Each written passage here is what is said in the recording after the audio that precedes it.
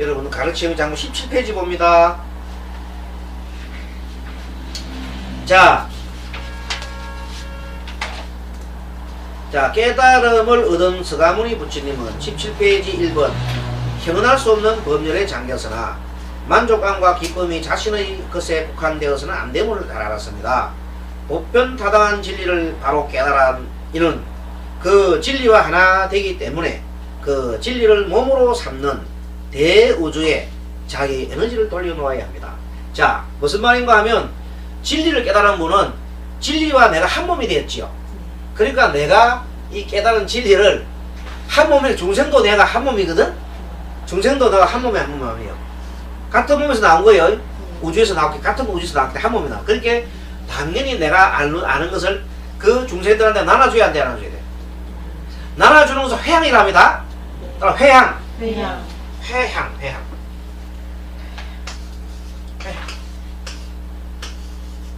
자, 부처님이 깨닫는 내용을 중생들한테 나눠주는 것을 회향이라고 합니다.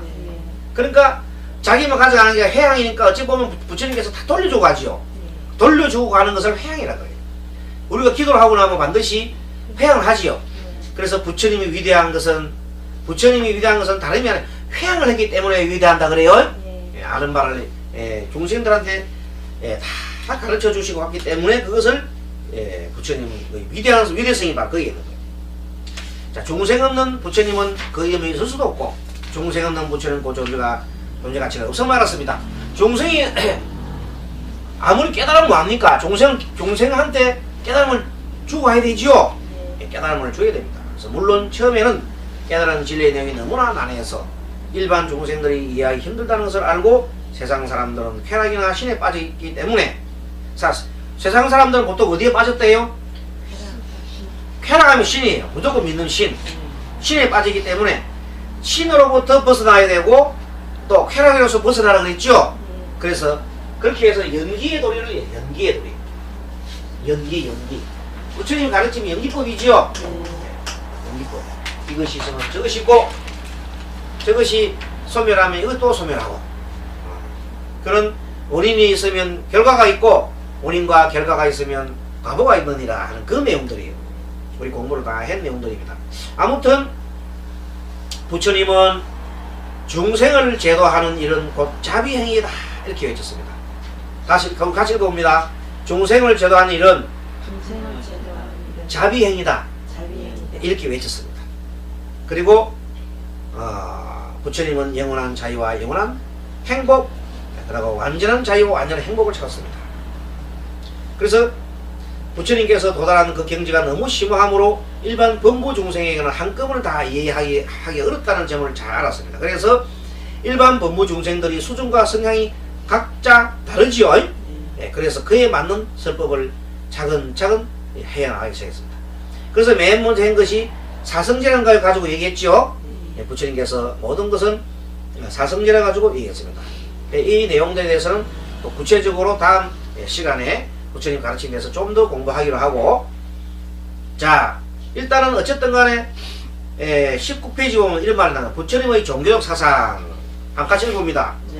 부처님은 그 당시 보라만교 내지 많은 사상가들의 사상을 꿰뚫어보고 취할 것은 취하고 버릴 것은 과감히 버렸습니다.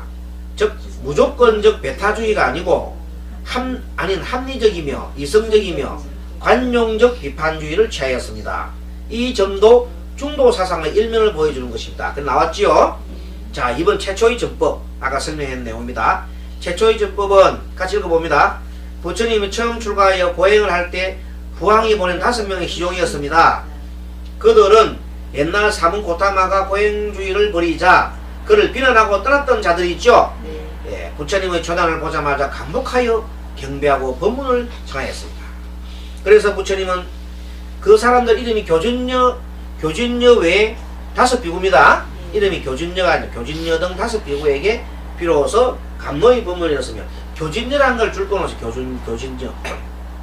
부처님이 최초 5명의 비구 중에 한 사람이 이름이 교진녀예요. 교진녀 등 5비구에게 비로소 감노의 법문을 이었으니 이를 초전법륜이 한다. 그거는 줄 끊어서 초전법륜. 중량 초전법륜. 자, 이렇게 초전법륜이 있으면서 무엇이 생깁니까? 자, 자, 중요한 초전법륜의 뜻. 자, 초전법륜이 되면은 이걸 지어볼까요? 이걸 조금 지우겠습니다. 자, 초전법륜이 의. 자, 초전법륜에서 일단 부처님 처음 이래 이제 가르침을 주는 거죠. 네. 그래서 맨 처음에 초전법륜이 있으려면 첫째 부처님이 계셔야 되겠죠. 네. 부처님이라는 분이 계십니다. 그 다음에 법륜하니까 부처님 가르침이 있겠죠. 네. 부처님 가르침이 있습니다.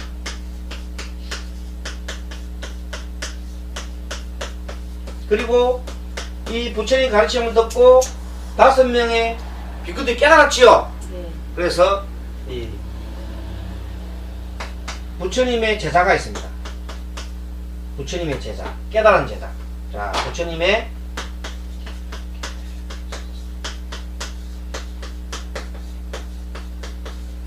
깨달은 제자가 있지요. 네. 자, 그래서 최초로 초전법륜 때 삼보가 생긴 겁니다. 삼보. 이게 불이죠, 불. 네. 불법. 법. 이 성이 생긴 겁니다. 네. 이때부터 이제 초전법륜의 의, 초전법륜에 대해서 의에 대해서 서역하면 부처님과 그 다음에 부처님의 가르침과 부처님의 거룩한 위대한 깨달은 제자가 생기게 된 겁니다. 그래서 이것을 보고 우리가 불법성 삼보가 처음으로 생기는 것이 부처님 초전법륜 때 생긴 겁니다. 이 이후로 이제 쭉 이어지는 겁니다. 자, 그래서 부처님은 여기서 용락과 쾌락과 고행의 두 극단을 버리고 중도를 취할 것을 가르쳤고, 그 내용을 이제 교진단을 가르쳤고, 쉽게 말하면 중도에 대한 내용을 가르쳤고, 그 구체적 내용으로 연기법, 사성제 8정도를 설했습니다. 그러자 다섯째 사람은 귀가 열리고 눈이 열리고 그리고 마음이 탁 튀어져 가지고 진리와 하나 되게 됐어요, 그 사람들이. 그래서 부처님이 계셔서 즐겁고, 그렇죠? 부처님 그 당시에 부처님께서 즐겁고 부처님의 가르침에 있어서 튼튼하게 좋았고, 그리고 온 세상이 이쁘게 되니 비로소 많은 중생의 귀처인 불보성 삼보가 이렇게 갖춰지게 됐습니다. 네. 그것을 우리가 잘 알아야 된다. 그 다음부터 20페이지 보면 전도의 사명을 맡기시다. 부처님은 첫 제자를 둔 후 부호의 외아들인 아주 돈 많은 외아들이 있어요. 인생을 비관하던 보면 야사라는 청년이 있어요. 이 야사라는 청년을 교화시키면서 제자를 두게 되었고, 그 부모들도 부처님이 이제 이게 속가 제자죠. 속가 제자가 되었고, 그 후로 야사라는 친구가 55명이 출근을 동시에 했습니다. 자, 처음에 이제 최초에 부처님이 5분의 제자가 있었고, 그 다음에 야사라는 사람이 들어오면서 55명이 한꺼번에 돌았지요. 그래서 60명이 제자가 생기게 됐어요. 55명의 출가 제자하고 본래 부처님이 했던 5명의 그 제자가 합쳐서 60명이 됐어요. 이때 부처님께서 전도 사명을 주는 겁니다. 전도 사명이 뭐냐면, 같이 읽어봅니다. 수행자들아, 같이 읽습니다. 전법하러 떠나거라. 많은 사람들의 이익을 위하여, 많은 사람의 행복을 위하여, 세상에 대한 자비심으로 신들과 사람들의 이익을 위하여 둘이서 한 길로 가지 마라. 이렇게 했습니다. 이렇게 전도선을 했습니다. 이 말씀은 뭐냐면, 이 우리 목적이 뭔가 하면, 전법을 하러 떠나는 목적이 뭐냐면 많은 사람의 이익을 위한 거지요. 그리고 많은 사람 행복을 위한 거지요. 그래서 이것이 바로 전법의 목적이에요. 뭐냐? 우리는 인간을 이롭게 하고 인간을 행복하게 하는 것입니다. 불교의 목적이 나오잖아요. 그러면 방법은 어떻게 해 나가냐면 자비심으로 나가라 그랬죠. 자비심으로. 그리고 신들과 사람들의 이익을 위하여 둘이서 한 길로 가지 말라. 왜 둘이서 한 길로 가지 말라 하면, 한 사람 둘이서 한 길로 가면 좀 늦겠지요. 그래서 한 사람 한 사람에서 자기 힘 있는 힘까지 목숨을 다해서 전법하라고 그랬어요. 그 후 부처님은 당시 인도 문화의 중심지인 마갈타국의 왕사상으로 나는 또 부처님은 그러면서 부처님도 스스로 또 이렇게 제자로 갔지요. 그래서 부처님은 마갈타국의 왕사상으로 갔습니다. 가는 길목에 30명의 청년들을 교화하고 바라몬 가서 경제들 교화하시고 제다로 받아들였습니다. 또한 그들의 제자 1,000명도 제다로 받아들이시고, 그래서 이제 이렇게 제사들이 많이 늘어납니다. 부처님께 귀했습니다. 더구나 마갈타국 국왕인 빈비사라 왕도 부처님 제자가 되었고, 빈비사라 왕도 마갈타국이 그 나라 큰 나라였어요. 강대국이에요. 요즘 같으면 막 미국 정도 되겠죠. 그 큰 나라가 국왕이 부처님 제자가 된 겁니다. 그리고 빈비사라 왕의 왕사성에 중림정사가 세워졌습니다. 이로써 불교의 교세가 빠른 속도로 커져갑니다.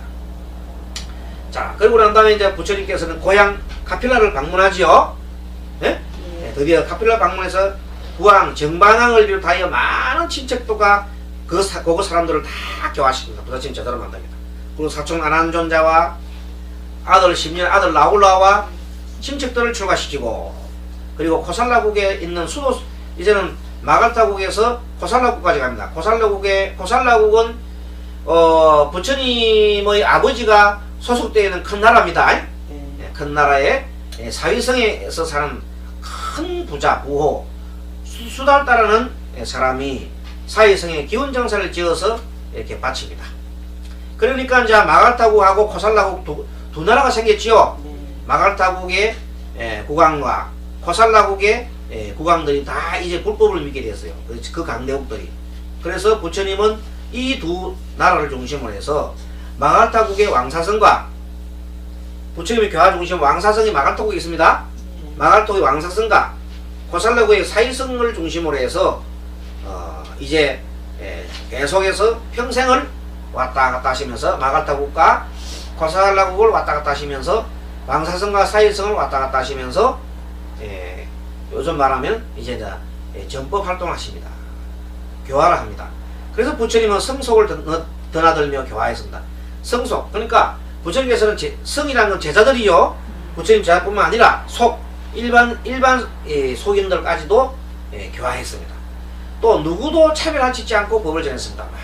농부든 상민이든 뭐 귀족이든 어린 아이든 할아버지든 관계하지 않고, 남녀 차별도 묻지도 않고, 나이 차별도 묻지 않고, 심지어는 출신 차별도 짓지 않았습니다. 절대 평등입니다. 이는 절대 평등의 진리를 펴보인 것입니다. 중생을 지극히 아끼고 사랑하는 자비행을 몸소 실천해 보인 것입니다. 자, 그리고 이제 드디어 부처님께서는 바이살리 근교 대림중각 강당에서 설법 끝에, 그때 이미 80이었어요. 80에 부처님은 석 달 후에 인멸하리라 예언했습니다. 내가 3개월 있다가 내가 인멸하리라 예언했습니다. 그리고는 쿠시나가라, 아까 사라수상소 나무라 얘기했죠? 쌍림열반상 했죠? 그거 쌍림열반상에 사라수상소라고 적었죠? 거기가 사라수상소가 있는 지명 이름이 쿠시나가라예요. 쿠시나가라. 마을 이름이 쿠시나가라. 쿠시나가라까지 부처님께서 행진을 합니다. 마지막까지. 자, 부처님께서 어떻게 한다고요? 큰 노구리 끌고 이제 계속 이렇게 한번 걸어가십니다. 마지막까지 길을 걸어갑니다. 길을 가면서 마지막까지 길을 걸어가시면서, 그러면 이제 부처님이 이렇게 한글 걸어가지요. 그럼 옆에 제자들 다 걸어가지요. 왜 걸어가냐면 요즘부터는 가장 빈민굴이더니 빈민굴, 가장 어렵게 사는 사람들 있는 그 마을이 쿠시나가라 마을이거든요. 이게 부처님께서 돌아가실 때 삐까뻔쩍한 제일 좋은 데서 돌아가신 게 아니라 가장 헐벗고 가난한 그 마을로 갑니다. 왜 갔을까요? 부처님 마지막에 전하러 간 겁니다. 그래 가서 부처님께서 그 마을에 가장 가난한 마을, 그것도 집에서 간 게 아니고 중간 나무 밑에서 열반하십니다. 그러니까 남한테 피해를 안 주기 위해서. 그러면서 가던 도중에, 쿠시나가를 향하여 가던 도중에 대장장이가 춘달한 사람이 준 버섯 공양을 넣었어요. 그래서 이 버섯 공양이 잘못돼서 심한 폭통을 일으켜서 드디어 열반에 들게 되었습니다만 춘달을 조금도 원망하지 않았습니다. 춘다가 자기가 부처님한테 공양을 올려주고 부처님이 그거 먹고 폭통을 일으켰으니까 얼마나 미안하겠습니까? 죽을 맛이죠. 그때 춘다를 보고 이렇게 합니다. 춘다야, 그대가 올린 그 공양은 수사타라는 사람이 이 우유조 공양에서 부처님이 살아났지요. 그거와 조금도 다를 바가 없다. 그대가 열애한테 올린 그 공덕이야말로 하나도 다를 바가 없다. 그렇게 하면서 달래줬죠. 오히려 보통 사람 같으면 니 때문에 내가 죽게 생겼다고 막 원망할 거 아닙니까? 그래서 부처님께서는 절대 그런 말 안 하고 너가 준 그 깨끗한 그 마음은 수도타가 준 공양하고 뭐가 다르겠느냐. 오히려 이렇게 위로를 해줬습니다. 그리고 부처님은 구시나가라 사라우상세에서 마지막 밤을 보내고 이제 목숨이 경과가 이르렀어요. 마지막 이제 숨이 이제 마지막 넘어가는 순간에 마치 그 지역에 있던 마지막 출가제자 나이가 좀 수바다라는 사람이 나이가 엄청 많거든요. 100살이나 딱 되는 그 사람이 와가지고 저한테도 부처님 설법을 해주소서 그러잖아요. 근데 부처님이 이미 이제 왼쪽으로 이렇게 누워가지고 열반 준비를 하고 있는데 그러니까 안한준자가 기가 차지요. 막았어요. 안 온다고 부처님 지금 돌아가실 때인데 뭔 소리 했더니 부처님 들으시고 마지막 돌아가시기 직전이라고 합니다. 부처님이 아나나 내 마지막 제사를 막지 말라 이렇게 합니다. 그러면서 바로 마지막 설법을 해주십니다. 정말로 보통 사람이 할 수 없지요. 예, 부처님은 이렇게 위대한 얼마나 위대한 인간의 삶인가. 마지막 목숨이 떨어질 때까지 설법하셨습니다. 그리고 부처님 이렇게 위대한 낙조를 보이시면서 낙조란 것은 붉게 물들이는 거지요. 이렇게 물들이면서 만중생의 가슴에 떠오르는 해를 맞이하는 감동을 느끼게 하였습니다. 지구상의 그 어떠한 위대한 역사의 인물보다도 더 위대한 삶을 살았습니다. 부처님의 생애와 사상을 한마디로 말하면 자비로의 여로입니다. 알겠죠? 자비로의 여로입니다. 자비로 여행을 가는 그 길이란 말이에요. 자비의 길이었어요. 그리고 인간의 존엄과 무한한 가능성을 몸소 실천하셨고 이 종생으로부터 부처가 됐으니까 얼마나 큰 무한한 가능성을 펼치신 분이죠. 그래서 영원한 자유와 영원한 행복을 찾으셨고 또 완전한 자유